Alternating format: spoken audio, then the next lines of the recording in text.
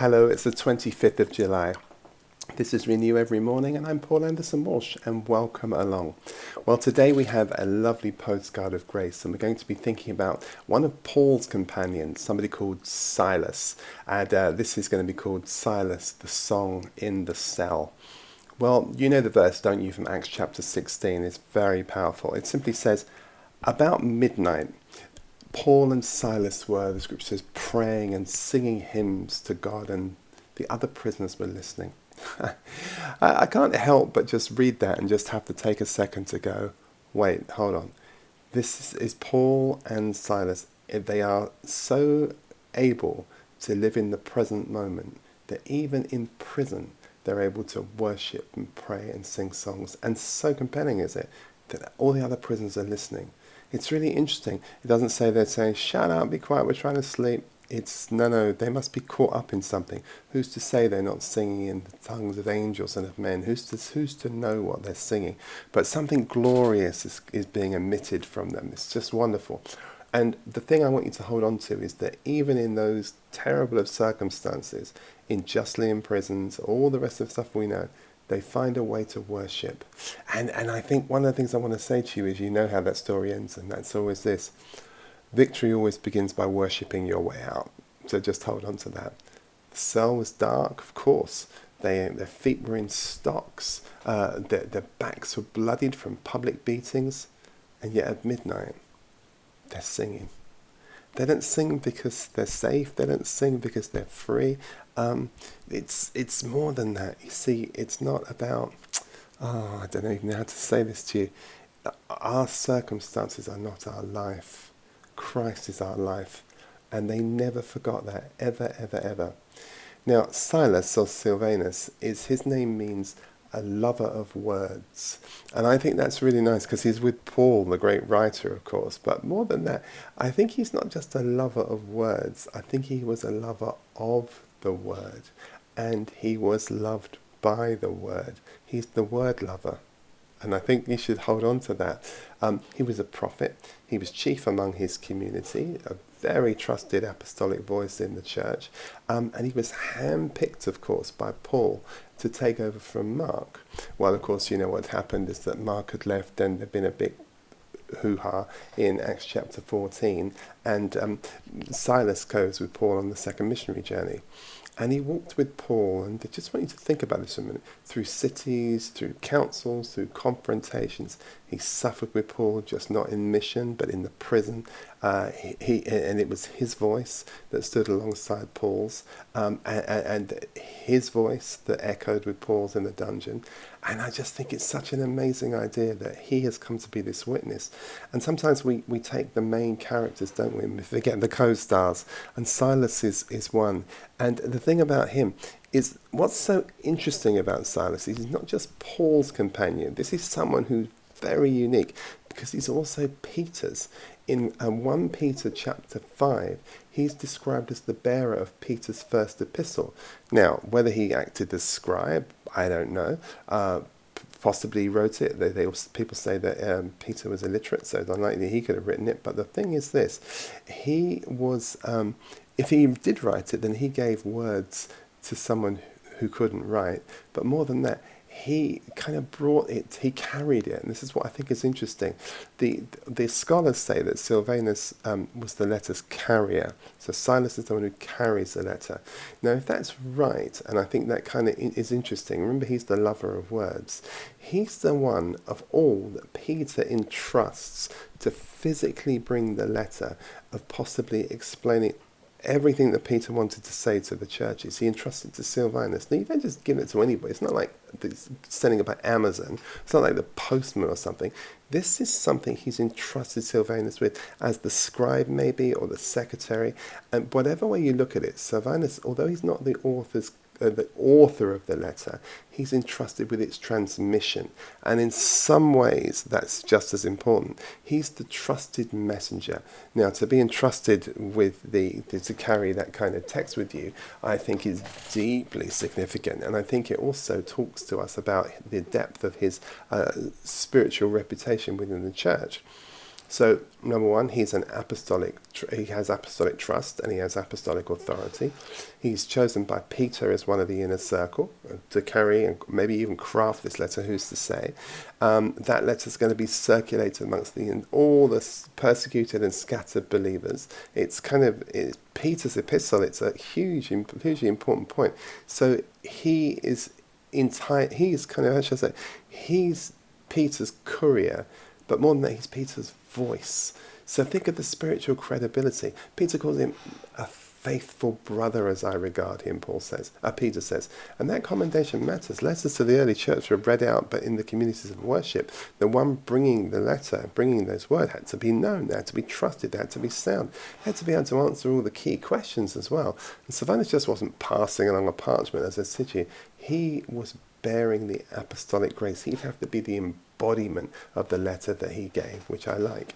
Now, so he has a role then in kind of shaping Christian scripture. So if he did act as his scribe, that's one thing. But remember this, as many as we have, he's with Paul in many of Paul's letters as well. So this man, known the lover of words, has this very interesting legacy of faithfulness, which I kind of like about him. He's shown himself to be trustworthy. He's a leader of the Jerusalem Council. We know that from Acts 15. He's a prophet. We know that from Acts 15 as well. And he's Paul's prison companion. So this is a kind of moment, I guess, in 1 Peter, a kind of culmination then of character, endurance, of wisdom, of discretion. He's already been tested, he's already been entrusted. And so he kind of becomes to me a sort of silent apostle. He doesn't get much limelight, but he's entrusted with roles, and he has a place amongst the unsung apostles. Not the authors of the New Testament, for sure, but the faithful vessels who helped to form it, to frame it, and to transmit it, and to uphold it. And maybe that's something that you and I are being called to today. We haven't written the New Testament, but we are the ones who are the faithful vessels of it. We are the ones who are called to transmit it and called to uphold it. And I think there's there's a kind of significance to carry Peter's final encouragement to the churches, was to walk not only with the kind of sacred scroll in your hand, but it was also to walk with the weight of grace on your back, if you like. And I think there's something to that. And so let me just kind of round this up by saying he also has this relationship that's deeply rooted with Paul, and that's bonded in mission and it's bonded in suffering. So Silas wasn't just Paul's companion, he was the co-labourer with Paul. He was a co-sufferer with Paul. He was a co-witness with Paul. And I think the fact that Paul chose him after the split is such an interesting thing. So I guess what I'm saying is that here you have a very, very unique individual. He's named in Paul's letters in 1 Thessalonians, in 1 Corinthians, not just as a kind of background figure, by the way, not just with little cameo appearances. No, he's the sender of the epistles there as well. So he's one who's carrying the apostolic message. So he's trusted, think about it, by both Peter and by Paul. That is a rare cross-apostolic ally. The one who is known as the apostle to the Gentiles and the one who is known as the apostle to the circumcised trusts Silas with both. So that, I think, is very remarkable. And he moves freely and easily. He walks with Paul, the radical and the visionary, and he moves with Peter, the kind of steady and the rooted. He's comfortable among the Jews and he's comfortable among the Gentiles. That is a rare, rare thing.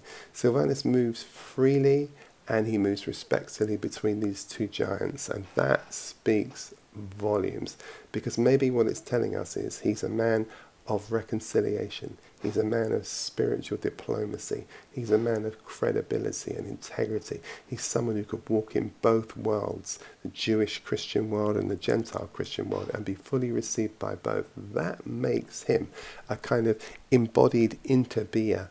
He doesn't collapse the distinction between Jew and Gentile. He lives with attention and he just holds it easily in grace. He is, I suppose, the posture of what I would call universal inclusion. And even his name, Silvanus, is Latinized from Silas. And it may be the hint of his kind of bicultural fluency. He's likely Hellenistic, but he's comfortable with the Jews. And that, I think, is very powerful. He's spiritually multilingual. We talk in my day a lot about cultural intelligence, and he absolutely has us. He's made us a kind of vital vessel for the church, and he's able to reconcile the old and the new, and the insiders and the outsiders, the circumcised and the uncircumcised. That is impressive. And so in that sense, Silas is the kind of bridge, the space, if you like, between those two worlds. And that makes him a model for today, because if Peter represents tradition and Paul represents maybe innovation, Silas is the thread that connects both the loyal to the old and the open to the new. And that makes him a model for peacemakers who walk between divided communities. That makes him a model for leaders who walk with integrity, that can be trusted by opposing factions. That makes him a model for servants of the world who don't need their name up in lights to carry their profound authority. And I guess, I say it again, he is the picture of universal inclusion. There may be, well, what does he say? That they may be one as we are one. That, in simple language, is the gospel. Silas is a person of universal inclusion, not because he erases difference, but because he can faithfully dwell within it. He celebrates the diversity, and he is the quiet echo of Jesus' prayer in John 17, that we may be one. So this is a lot more than a jailbreak story, isn't it? This is a story of theological defiance, if you like. A declaration that praise can even live in a prison. And Silas teaches us that praise is not the product of a perfect life, it's the practicing outworking of a faithful one. So you don't need to wait for the light to sing. That's kind of what this message is all about. Midnight songs break chains, and may yours be broken in a midnight song. Praise changes prisons, both eternal ones and external ones, and worship is often the most powerful tool that we have, but sometimes it costs the most. So today, if you find yourself stuck, if you find yourself silenced, if you find yourself, shut in, don't just sit there, sing something. All right, listen, God bless you, have a great day, see you tomorrow.